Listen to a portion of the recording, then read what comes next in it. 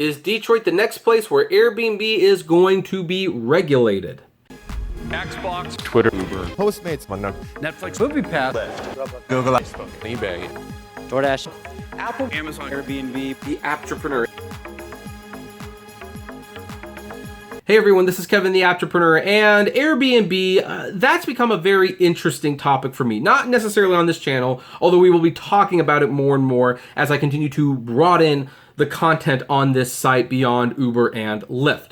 But Airbnb I have taken a special interest in because I have got such mixed feelings about it. I do want to Airbnb, at least a little. Not a whole lot. I don't want to have like 20, 30 houses or properties where I'm just renting out. It's not my goal to be a landlord owner.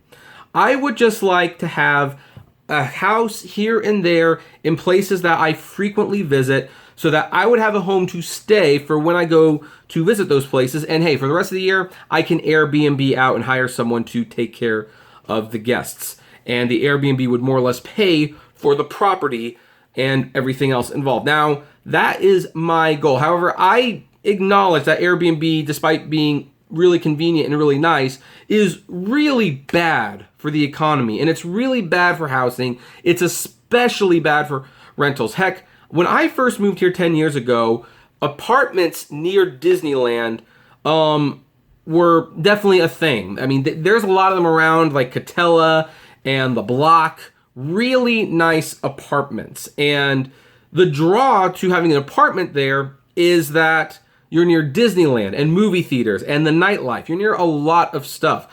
The downside is you got to put up with the fireworks every night. And I used to live in one of those Anaheim apartments. And yeah, whenever the fireworks went off, it was like, oh, I guess it's 10:30 all. Not 10:30. It's like 9:30 already. So, you know, that's definitely a thing that happens. And yet, from what I understand, almost all of those apartment complexes, they no longer have tenants. They don't have tenants anymore. In fact, all of those apartment complexes, from what I understand, or most of them, I should say, actually, they are solely exist just for Airbnb now. The property owners make way more money from Airbnb than they do tenants, and those tenants have had to go elsewhere, thus prices for places that normally would not be very expensive to live, or at least not expensive to live by California standards, I should say, like in downtown Orange or Costa Mesa. Those prices have risen quite a bit because places like, well, Anaheim, almost all the apartment complexes can't be rented anymore. So this weekend, we'll get to that in a minute. Actually, let's take a look at this first. Detroit's proposed Airbnb ordinance explained. So here's how it starts. For nearly 3 years, council member Janie Ayers has wanted to pass an ordinance that regulates short-term rentals, rooms or homes rented generally for a few days through platforms like Airbnb. During public comment periods of Detroit City Council meetings, Ayers says she heard complaints from residents about disrespectful guests at neighbors' homes who were using Airbnb. From noise to blight to trash, the guests were disrupting the fiber of the neighborhood, Ayers said. Residents asked me, what are you going to do about it? What she's been doing is spearheading an ordinance that would place restrictions on short-term rental operators. She believes it will increase safety at the rentals and reduce nuisance in the neighborhood. She also feels that short-term rentals artificially inflate property values and rent prices by restricting the amount of available housing stock. I don't think it's the be-all, end-all solution to affordability, but it's one of the tools that we have to utilize.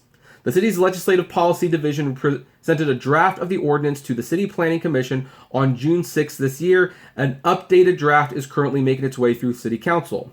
And here's everything you need to know about the short-term rental ordinance. So let me tell you why this is a particularly interesting topic for me to be talking about right now. Because I just had my bachelor party, and sorry to disappoint all of you, no, we did not have strippers. I'm not interested in that stuff. I'm not interested in gambling. I am, once I get off the YouTube channel, generally a very quiet guy. I like reading. I like watching movies and TV. I like playing video games. I play with my pet chinchilla Perry, and doing crazy things. I like doing, like, going to see Broadway shows and stuff like that. So what my friends did was we got a room, a big apartment room, for one night where we all stayed to reminisce about years past and advice for the future. Before then, we went to dinner and we watched a couple movies at a private movie screening room in Hollywood, California. The 2 movies we watched were Satoshi Kon's Paprika and Stanley Kubrick's The Killing, of which they liked both of them. And here's the interesting thing about all that. In both cases, these were Airbnb. The apartment, it was Airbnb. We didn't use a hotel. We did Airbnb. It was convenient. It was cheap. This private screening room was on Airbnb. I don't even know how you would rent a place like this outside of Airbnb. So while we are complaining about Airbnb because me and Katie are saving and considering buying a house, and we might have to move somewhere outside of LA to buy a house at this point because of it, we acknowledge that Airbnb has probably contributed to these properties being super expensive. And yet here we are using them. So that's the dilemma. They are convenient, we love them, and yet I see the damage they do. But let's look at what Detroit's ordinance is going to potentially do about it. Maybe they've got some good solutions. The ordinance would be the first time the city defines and regulates short-term rentals by adding a subdivision to the Detroit City Code section on requirements for rental property. Here's a summary of what it entails. The ordinance would severely restrict the number of Airbnbs that can operate in the city. For starters, in order to use a property as a short-term rental, it has to be the owner's primary residence. Okay, that's fair. This would obviously prevent people from owning multiple properties and renting them all out simultaneously. Another restriction is the 1,000-foot rule. The current draft reads, a short-term rental property shall not be on a lot that is within 1,000 feet measured linearly of a lot on which another short-term rental is located unless permission is given by the department. The department cannot give permission for more than 10% of properties within this limit. Property owners must apply during a half-month window in January to be a short-term rental operator and provide proof of residency and other information about that home. They have to also submit an affidavit certifying compliance with a number of requirements like the existence of smoke alarms and fire extinguishers. The host must submit an annual fee, because it's always about money to a certain extent, which will eventually be determined by the Building Safety Engineering and Environmental Department, BSED, the city arm enforcing the ordinance. Once the property is approved, it will be placed in an online registry of all short-term rentals. Then the owner must inform all neighbors within 300 feet that it's registered as a short-term rental. Even then, operators would not have unfettered use of the home as they could only rent it out for 90 cumulative days of the year. The ordinance also stipulates rules about guest behavior, having a local contact in case the host is away, and requirements of the platform. An item was added to the most recent draft which says that the ordinance wouldn't apply to hosts who remain on the premises, so it seems that all the above is intended only for absent Airbnb hosts. So ordinance wouldn't apply to hosts remaining on the premises. Huh? I guess that means you can't just rent out a room or something like that. So anyway, that's an interesting set of rules. Like the way that I was thinking about it, the way I would personally want to do it, because I am fairly business friendly. I would like to think that maybe a good rule would be, if you're Airbnb, you can own, because of Airbnb rules, you can own 2 personal homes. And one can be Airbnb'd and one can be lived in. And granted, you can't, only one can be rented at a time. That does not mean that, this house is rented for 3 days and then this house is rented for 3 days. It's like, no. You register one home to Airbnb and the other property, that's your primary residence. So you can, and if you want to rent out a room in your primary residence while you're in it, that's fine. But you can only have one additional property to Airbnb. And of course, you have to pay fees for that privilege. If you start buying more than 2 houses, you are allowed to be audited and to find out exactly if you are Airbnb the extra houses, which would be against the law. If you are like a random person who all of a sudden buys a house with cash when your credit history does not suggest you have the money to just buy a house, you will be audited to see if you are buying that house for someone else. Getting caught would obviously be a felony. And on top of that, no apartments, condos, none of these things will be eligible for Airbnb under any circumstance except for roommate purposes. because if someone wants their own apartment, guess what? That's what motels and hotels are for. You don't need Airbnb to do that. That's what it looked like to me. Clearly, they're going in a slightly different direction. And I don't disagree with this either, because Airbnb, in theory, is supposed to be this thing where you make a little extra money on the side. The fact that people are turning it into like a full-blown business, where they are kicking out families from apartments and they are buying multiple properties, especially like in Arizona, where they passed a bill that was very friendly to Airbnb and corporations, and there's this guy who's just totally buying up the town. He's buying property, houses, he's buying foreclosed homes, and he's like building new properties, like turn this quiet little neighborhood into like this new tourist attraction. It's not good. So anyway, here's the arguments against the ordinance, because there's always arguments against, and we have to acknowledge that. The ordinance has some passionate opposition. During public comment on June 6th meeting, several people spoke about how it was far too restrictive. A group of short-term rental operators, Sharing Detroit, has been organizing against the ordinance. Sharing Detroit says that it's not against regulating the industry. They understand the concerns about nuance and safety. They've even proposed taxing operators to help pay for oversight. Yeah, but if you're making a lot of money on Airbnb, the taxes won't do much. Currently, Michigan taxes Airbnb 6%, which netted the state $4.2 million in 2017. But they say the ordinance will eliminate most short-term rentals in the city. There's less than 1,000 currently operating, and by their calculations, the ordinance would restrict over 90% of them.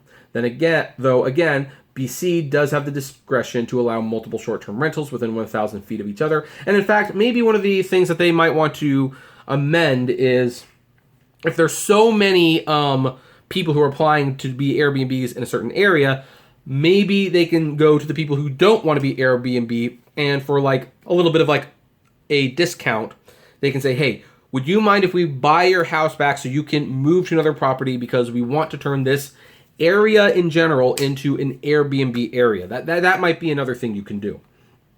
They also say it's hard to profitably run an Airbnb when you can only rent it out for 90 days of the year. Well, and again, Airbnb was not supposed to be something you did for, long-term profit. It was supposed to be something to make a little extra money.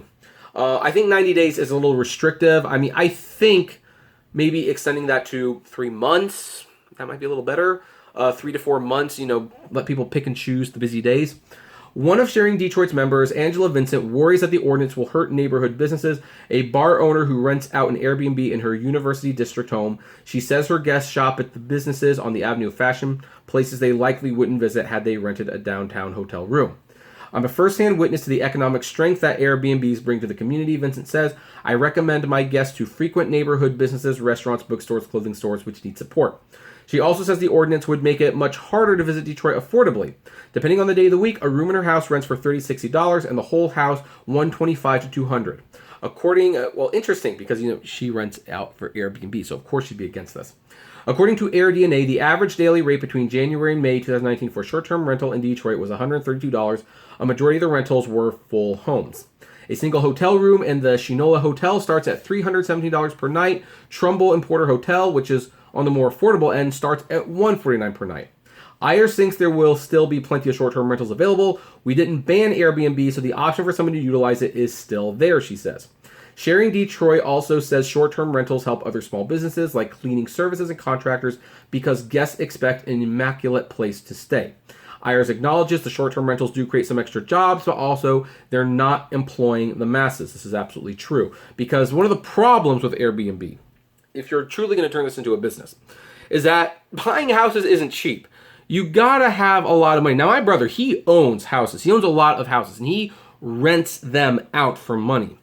I mean, he's actually considered turning those properties into Airbnbs. However, my brother is a good guy, and he does not want to kick out the families that are living there. So after they move out, he might reassess the situation. Otherwise, for the time being, he's going to back off on that. But yeah, so he's considered that. And he's got a lot of money. If he wanted to buy another house, he so easily could.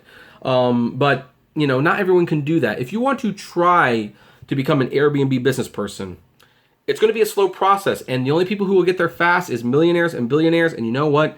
They're also the ones who can afford houses being empty for extended periods of time. So, it's a very tough business. So, will it pass? The ordinance said to go to the Public Health and Safety standing committee on Monday, September 16th. IRS won't estimate when it could get out of the committee for a full vote by City Council. I'm not trying to rush it. We wanted to have robust and fruitful conversation. If I were trying to rush it, we could have gotten it done by the end of summer. So here's the thing. I kudos to them.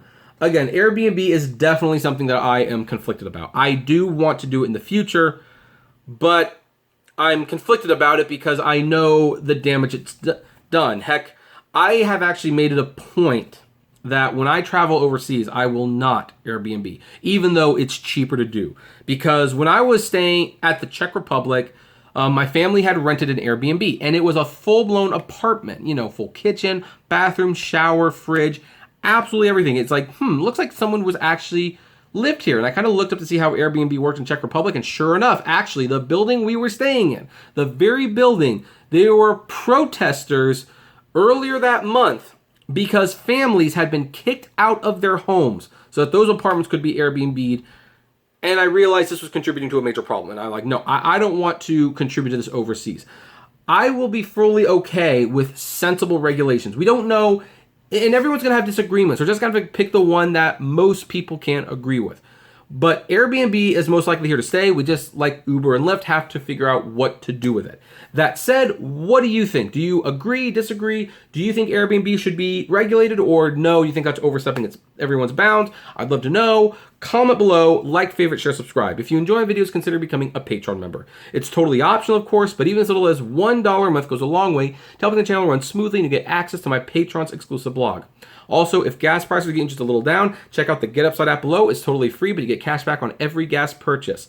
And if you want more content from me that's not rideshare related, check it out at the Apptrepreneur vlogs, Kevin T. Rodriguez, and Autograph Hound. And finally, if you want to talk to me or other fellow Airbnbers, I guess, check us out at the Apptrepreneur Hangouts on Facebook. And as always, flame responsibly.